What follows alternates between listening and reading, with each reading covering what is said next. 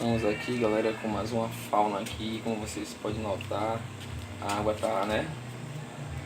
A água tá meio cor de chá, pelo fato de ter colocado um tronco gigante dentro da água aí, tanque de geladeira. Mas a gente pode ver, observa aí uns oscar, né? Nadando ali pelo canto. Mas aqui o cardume de oscar. Aí tem cascudo. Aí tem tilápia vermelha. A tilápia, a pretinha tradicional. Tem um pouco da minha fauna aí. Aí, Oi. por que a tartaruga não quer andar? Elas estão paradas. Elas dormem também, né? Junto fica de noite, né? Eu dei ração também, pessoal. Quando o céu fica lá onde ela também dorme, né? Elas dormem. Tilápia subindo aí.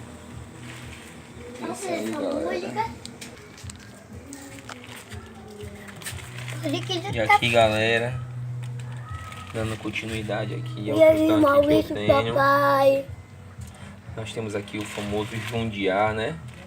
Tá aí dentro do, né? Submerso dentro dos troncos. Jundiá nós temos também dois corró. Dois corró ali embaixo. Peguei muitos no rio. Só que eu sem estrutura para trazer, para conservar. Morreu. Tem uns filhotes de tilápia aí,